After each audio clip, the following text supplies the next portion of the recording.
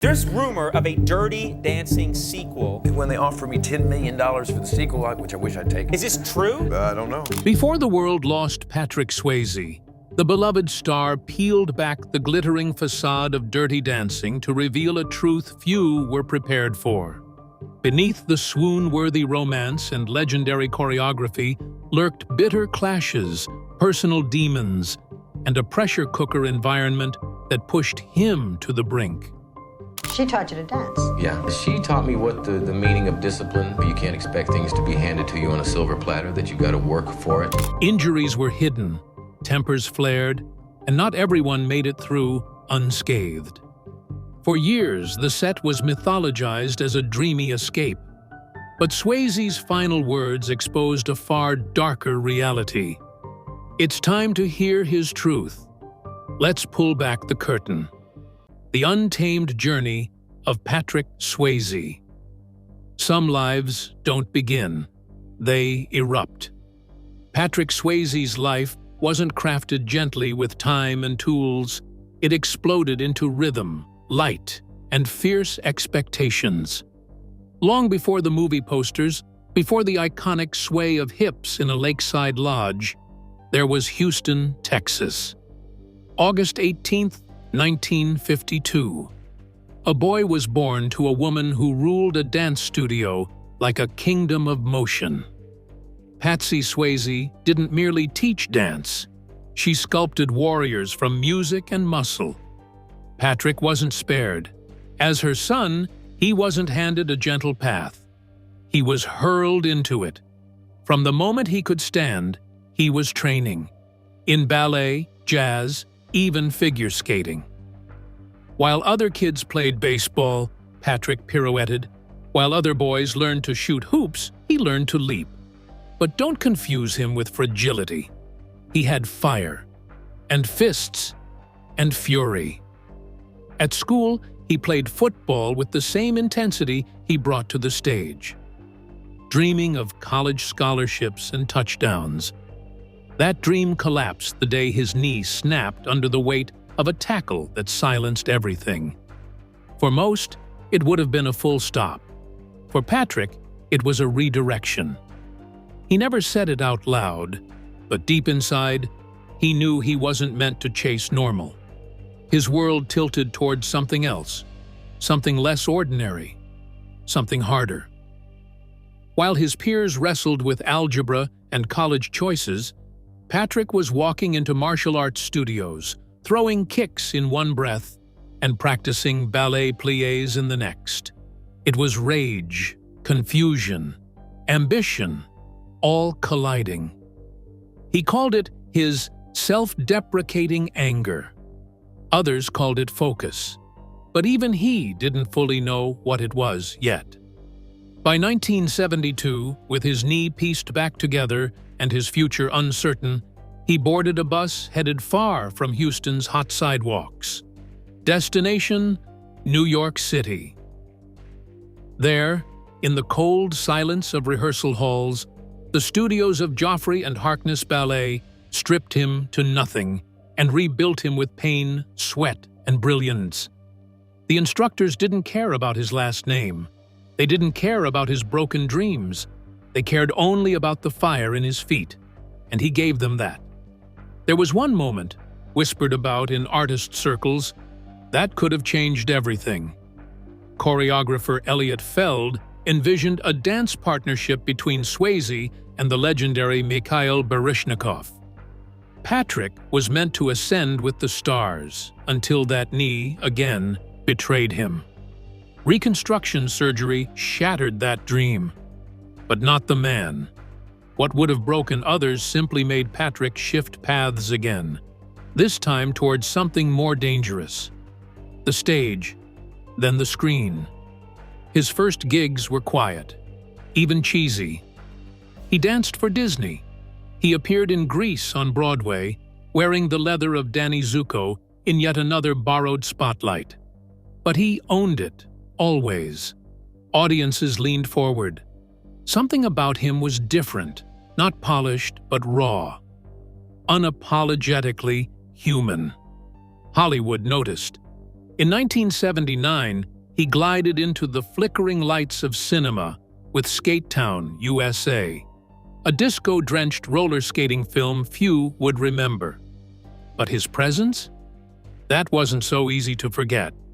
And just when it seemed he might vanish into the smoky background of Hollywood's endless casting carousel, the 1980s came roaring in, and with it, a string of roles that tested not just his talent, but his soul. A Marine trainer in Uncommon Valor, a gang leader in The Renegades, a dying soldier in a single devastating MASH episode. None of them led to stardom, not yet. But they built something else. Tension. Suspense.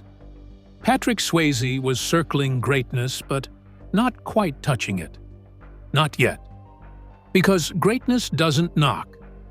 It crashes. And in just a few years, it would arrive with one final lift, one sultry song, and a woman no one puts in a corner. But what if Patrick Swayze's path to greatness all came down to one lift, one movie, and one defining moment? Stay tuned. A corner of his own. But when greatness finally came for Patrick Swayze, it didn't knock politely. It crashed through the door in a blur of hips, heartbreak, and heat. It arrived in the form of a film no studio believed in. Dirty Dancing was meant to be a quick flick, a filler for the shelves, not a legend. The budget was small, the expectations even smaller. Yet something in that script, in that world of forbidden dances and summer secrets, lit a fuse inside Patrick that no one could extinguish. He became Johnny Castle, brooding, magnetic, and smoldering with intensity. But he didn't just play Johnny. He was Johnny. The quiet strength, the raw sensuality, the ache of someone trying to matter in a world that keeps reminding him he doesn't. He carried the role with the weight of his own past, the ballet discipline, the bruises of rejection, the knee that never fully forgave him. Every lift, every glance, every step with Jennifer Grey was more than choreography. It was memory. And when the now iconic line, "Nobody puts baby in a corner," escaped his lips, it wasn't just a moment in the script, it was a declaration. For Johnny, for Patrick, for every artist who'd ever been overlooked. Audiences didn't just watch the film, they devoured it. Theaters buzzed, videos flew off shelves, and a song Swayze had co-written years earlier, "She's Like the Wind," suddenly became a top 10 hit. Radio stations played it on loop. Fans memorized the lyrics. The boy from Houston, who once dreamt of scholarships and skates, now ruled the airwaves and screens. But Patrick never stopped moving. He didn't ride the wave. He chased the next one. In 1990, he took a sharp turn away from dance and into the ethereal realm of love and loss. Ghost wasn't just a film, it was an experience. It tapped into something ancient and aching, the fear of death, the grip of love, the hope that something survives. As Sam Wheat, Patrick was tender, tragic, and unforgettable. Opposite Demi Moore and Whoopi Goldberg, he played a man already dead, desperate to protect the woman he loved. The famous pottery scene became etched in pop culture forever. And for the second time, he was nominated for a Golden Globe. But more than awards, Ghost gave him something different: validation. He wasn't a one-film wonder. He wasn't just a dancer. He could make people believe in the unseen. 1 year later, he dove into Point Break, unleashing his thrill-seeking alter ego. As Bodhi, the Zen surfer criminal, Patrick pulled off skydives, surf scenes, and wild-eyed speeches that blended philosophy with adrenaline. He didn't act fearless. He was fearless. Many of the stunts were his own. That same year, People magazine named him the sexiest man alive, sealing his status as a Hollywood legend. But Patrick never wore fame comfortably. He wasn't built for red carpets and rehearsed interviews. He was built for work, for challenge, for depth. So, naturally, he zigged when everyone expected him to zag. In 1995, he shocked fans and critics by playing a drag queen in To Wong Fu. Thanks for everything, Julie Newmar. The makeup, the dresses, the heels, none of it dimmed his light. If anything, it made it shine brighter. He approached the role of Vida Boheme with such dignity, humor, and heart, it shattered stereotypes. He didn't mock. He honored, and audiences noticed. Then came pain. In 1997, while filming Letters from a Killer, tragedy struck. A horseback accident left both of his legs broken and 4 shoulder tendons torn. Filming halted. Recovery was brutal, and whispers grew. Is he done? But Patrick didn't retreat. He returned. He quietly stepped into smaller films, heartfelt roles, and even produced a few projects with his wife Lisa Niemi, his lifelong partner, his anchor through every storm. In 2001, he played a twisted motivational speaker in Donnie Darko. It was strange, dark, unlike anything he'd done before, but it was real, and it proved again. He didn't need a leading man's spotlight to leave an impression. Even as he aged, Patrick Swayze kept pushing boundaries, performing in West End musicals, voicing animated films, and in 2009, battling pancreatic cancer while starring in The Beast. Doctors warned him that pain was constant, but he delivered every line with fire. Critics called it his best work. Maybe they were right, because this time, the fight wasn't just on screen. It was inside him. Still, he rose.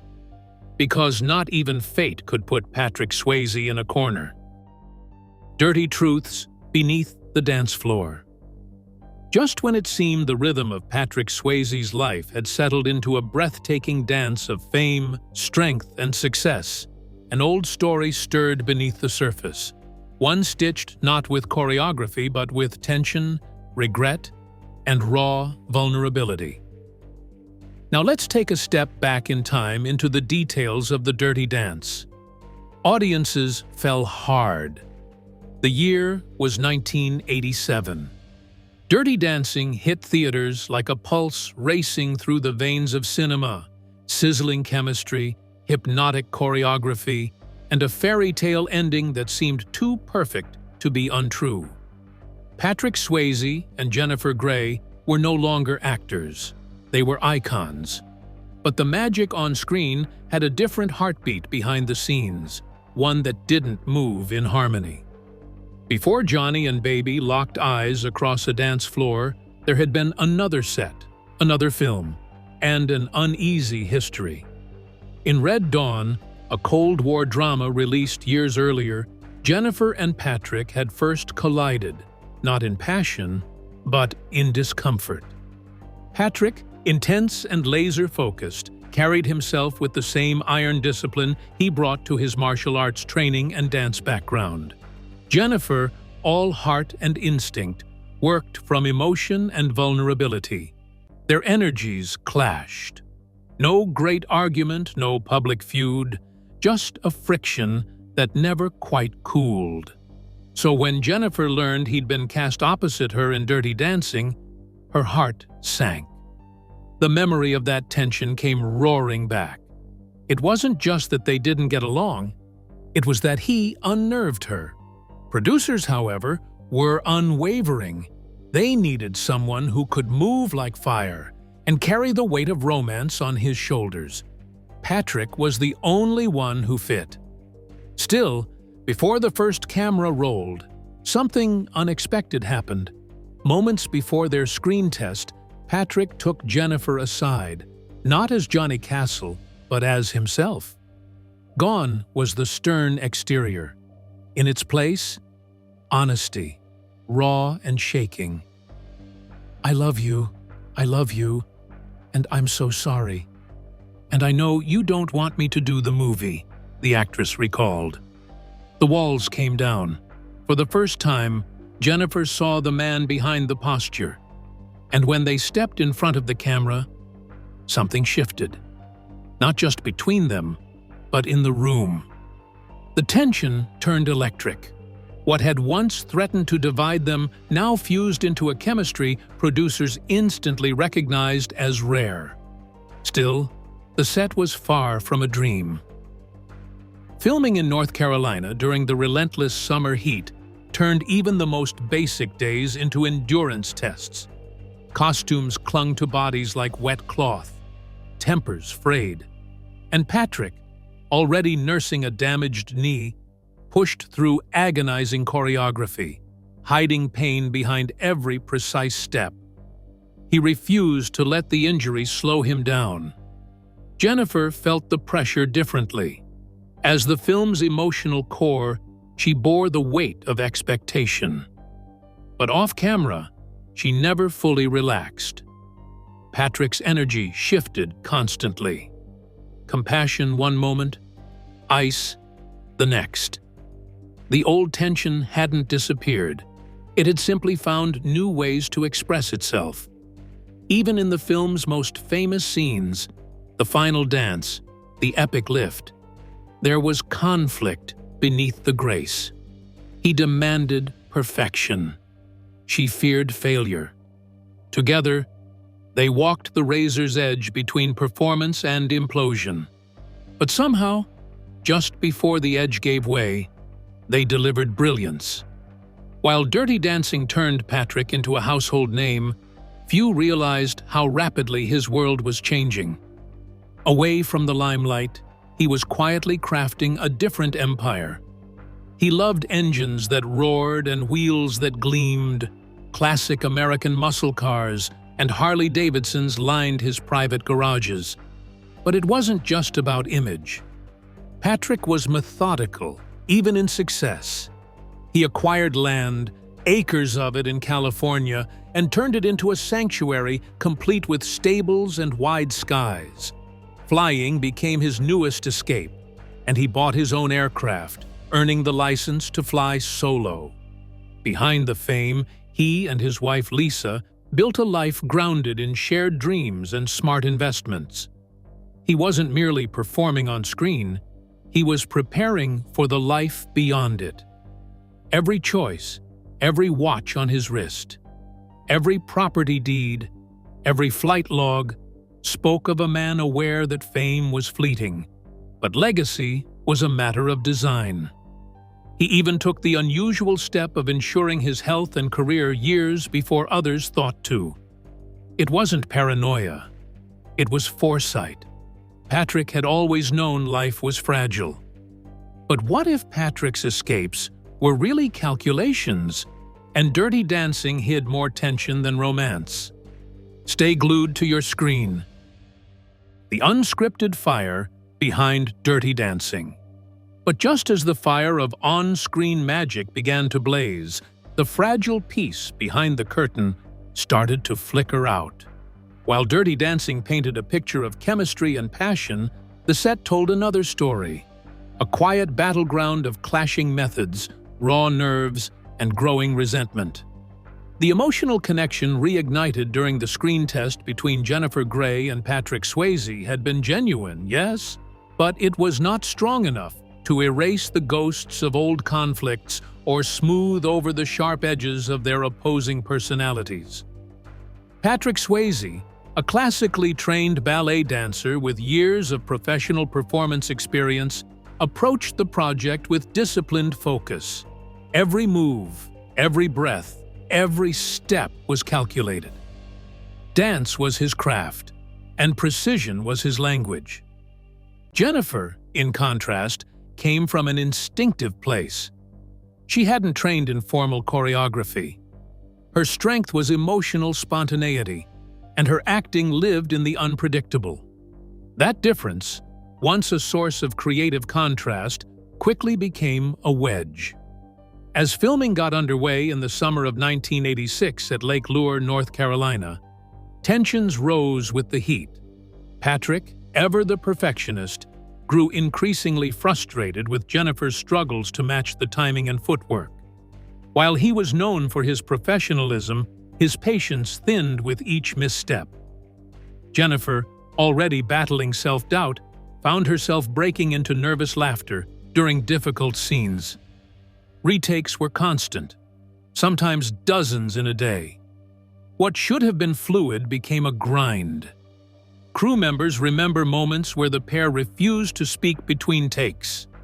They'd glare in silence until the director called action, at which point the two would transform, falling seamlessly into Johnny and Baby. But the intensity wasn't all acting.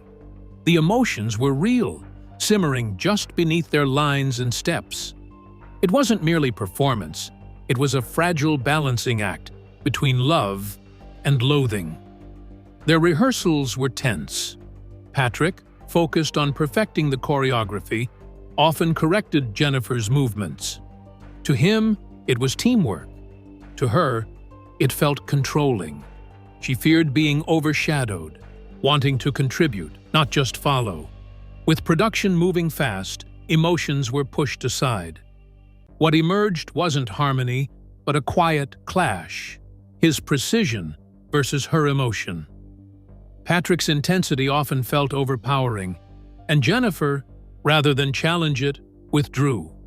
Ironically, that very tension fueled their on-screen chemistry. When Baby appeared unsure around Johnny, it was often genuine. And still, amidst the friction, something astonishing happened.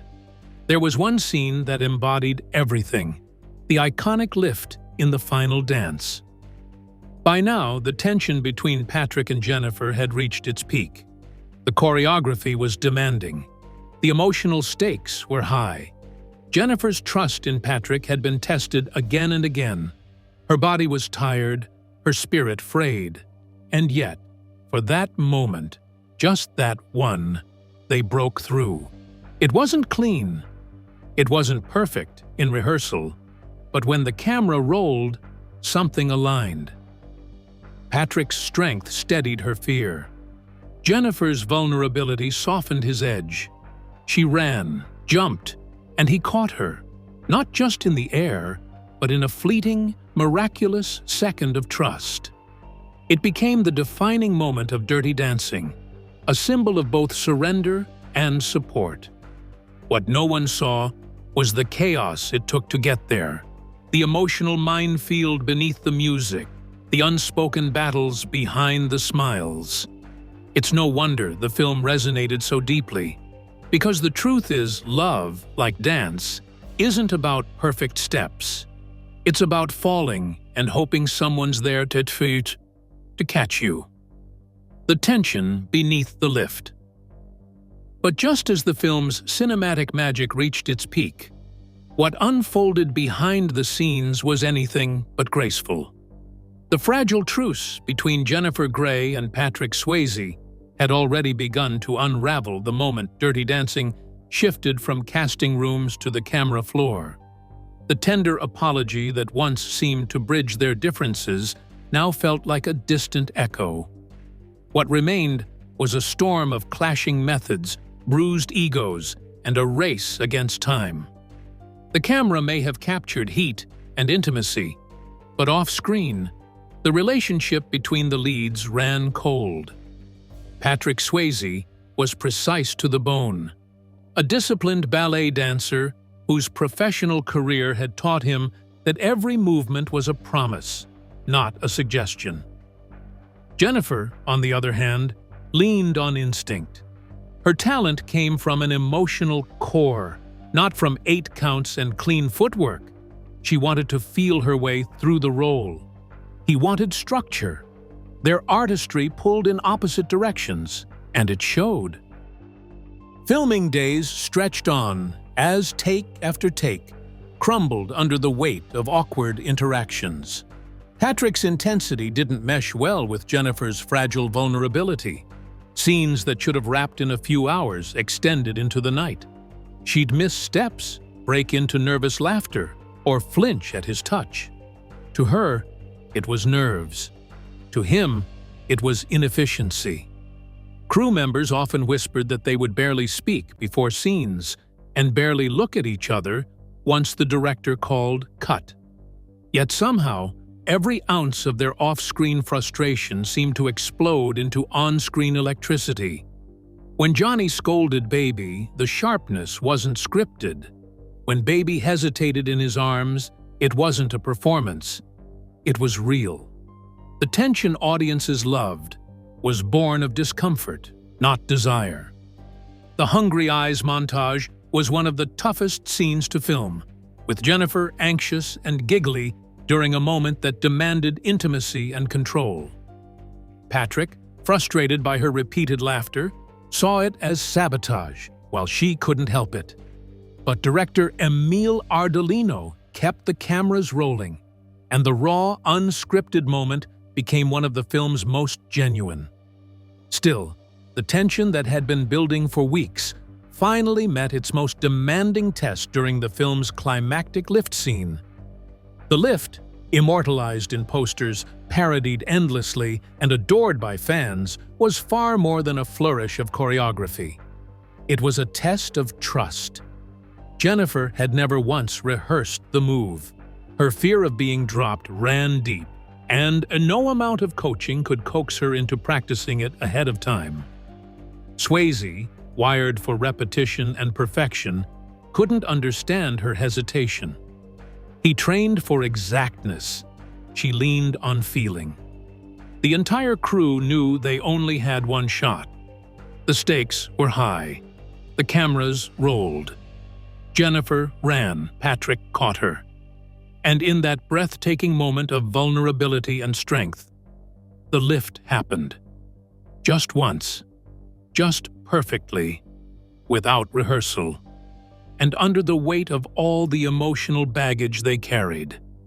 It was a moment carved out of tension, held together by adrenaline, and caught forever on film. But not everything was resolved in that final lift. What Jennifer never revealed, at least not at the time, was the emotional toll behind the mask. Something happened during filming, something she carried quietly for years. It wasn't about a missed cue or a difficult partner. It was about being a young woman in a high-pressure world, trying to find her voice in a space where control wasn't always shared. Behind the scenes of Dirty Dancing was not just a romantic story being told. It was a battle between instinct and discipline, spontaneity and structure, fear and trust. And somehow, out of all the cracks and conflicts, they created something timeless. But what if that iconic final lift masked deeper battles, silent struggles Jennifer and Patrick never truly left behind? Stay glued to your screen. What Patrick Swayze revealed about the truth behind Dirty Dancing. And just as the applause from Dirty Dancing echoed across theaters worldwide, Patrick Swayze quietly began telling his side of the story, a truth buried beneath the film's polished perfection and glittering legacy. To the world, Patrick was a storm wrapped in grace, commanding, charismatic, and effortlessly smooth. But behind the curtain, he was something more complex. What unfolded on set was not simply movie-making. It was a battle of trust, a clash of styles, and a test of patience that shaped him in ways few ever knew. Patrick, molded by years of rigorous ballet and stage performance, arrived on the Dirty Dancing set with high expectations and a professional fire honed since childhood. His mother, Patsy Swayze, was a fierce choreographer who had trained him to respect the discipline of dance like sacred scripture. His every movement came from muscle memory and emotional precision. But Dirty Dancing wasn't a traditional dance film. It was about chemistry, heat, and chaos. And chaos was exactly what he got. From the very beginning, Patrick knew the role of Johnny Castle would challenge everything he had been taught. Johnny wasn't refined. He wasn't polished. He was real, raw, grounded. Patrick had to strip back the elegance he was used to and let instinct take the lead. That wasn't easy for a perfectionist. The struggle to loosen his control became even more complicated by the unpredictable energy between him and co-star Jennifer Grey. Though their screen chemistry sizzled, Swayze didn't pretend things were perfect behind the scenes. Years after the film's release, he admitted in interviews that he often grew frustrated with Jennifer's emotional process.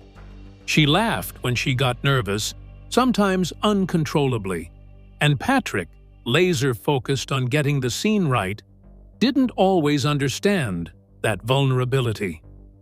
He later confessed that the infamous scene where Johnny runs his hand down Baby's arm, causing her to break into giggles, wasn't scripted at all. He was annoyed. She couldn't stop laughing, but somehow the moment worked. The director left it in. It became iconic. Then came the lift, the moment that made movie history. What fans never knew is that Jennifer refused to rehearse it. She was terrified, and no amount of coaxing from Patrick could change that. For a dancer trained to believe in repetition and muscle control, her fear felt like a personal obstacle. But on the day of the shoot, there was no time left. The camera rolled. She ran. He caught her. And the result? A flawless, one-take miracle. But behind that leap was a mountain of tension and a silent war between control and surrender. Patrick often said later that dance, like acting, was a matter of trust. And in that final lift, Jennifer had finally trusted him. That single moment, raw, unrehearsed, heart-pounding, captured everything the film stood for: vulnerability, risk, magic. Off-set, Swayze battled his own inner dialogue. He wanted every move to matter, every beat to land. He didn't just want to look good, he wanted to feel something, and make the audience feel it too. He spoke fondly of director Kenny Ortega, who taught him to relax into Johnny Castle's character, to let go of performance and just be. That shift changed how he approached every role after. Suddenly, it wasn't about landing the perfect turn, it was about showing the cracks in the armor. In his memoir and later interviews, Patrick never painted himself as a hero of the Dirty Dancing story. He admitted his flaws, his impatience, his struggle with letting go. But he also revealed that, beneath the friction, there was a deep respect for Jennifer. She brought spontaneity. He brought structure. Together, they built something messy, beautiful, and enduring. And that's what Dirty Dancing really was. Not just a film about love, but a real-life dance between two people who didn't always step in time, but somehow created a rhythm no one could ever forget. But what if Patrick's greatest love story wasn't on screen, but began in a dance studio long before fame found him? Stay glued. Patrick Swayze's real love story and the legacy he left behind. But just beyond the spotlight of Dirty Dancing, where hearts were lifted and lines blurred between fiction and feeling, the truest love story in Patrick Swayze's life was unfolding far away from the cameras. Long before he was America's leading man, Patrick had already found his leading lady. Her name was Lisa Niemi, a fellow dancer, quiet in the limelight, but fierce in devotion. They first crossed paths in Houston in 1970. He was 18, already graceful in his stride, already chasing dreams. She was just 14, a student in his mother's ballet school. What began in silence slowly blossomed into a bond that would outlast fame, grief, and even time itself. By 1975, they were married, not just as husband and wife, but as creative soulmates. Lisa wasn't just standing behind Patrick, She stood beside him. They danced together, filmed together, built businesses, bought horses, flew planes, and wrote their own scripts both on and off screen. In Hollywood, their love was an anomaly. No scandals, no distractions, just two people choosing each other every day. While the world whispered about the electric connection between Patrick and Jennifer Grey, especially during the frenzy of Dirty Dancing's release in 1987, Lisa remained his center. He never let the rumors sway him. "She's my home," he once said. It was the kind of love that didn't need headlines. It just endured. But even fairy tales have shadows. In the 1990s, Patrick's world was rocked by personal loss. In 1994, his father, Jesse, passed away. 2 years later, his sister, Vicky, died by self-harm. The double blow sent him spiraling, and for a while, alcohol became his escape. The man known for strength and discipline unraveled. But Lisa, always steady, pulled him back from the edge. The only thing missing from their story was a child. Patrick had quietly longed to be a father. There were whispers of a miscarriage early in their marriage, a grief neither of them confirmed. But every time the question came up in interviews, Patrick would pause, his voice faltering. It was clear. Some wounds are too deep for words. Then came the diagnosis. In 2008, he was told he had stage 4 pancreatic cancer. The odds were brutal, but Patrick faced it like he did everything, head on. Even as the disease spread, he kept working, filming the TV series The Beast while undergoing treatment. Lisa was at every doctor's visit, every sleepless night, every step. She became his nurse, his comfort, his quiet warrior. Patrick passed away on September 14, 2009 in Los Angeles. He was 57. But in the months before his death, he found peace in small things. Sitting by the window of their New Mexico ranch, watching the wind pass through the trees, sometimes writing poetry, always with Lisa close by. His final words to a friend were simple. "Lisa was my miracle." She never remarried. And though the world remembers Johnny and Baby, Lisa remembers the man who danced with her through decades, through pain and celebration, through silence and storm. In the end, Patrick Swayze didn't just leave behind films or fame. He left behind a love so genuine, it made even his most iconic performances seem like echoes of the real thing. But what do you think truly defined Patrick Swayze? His on-screen romance, or the quiet, unwavering love he shared off-screen with Lisa? We'd like to hear your thoughts in the comments. Don't forget to subscribe.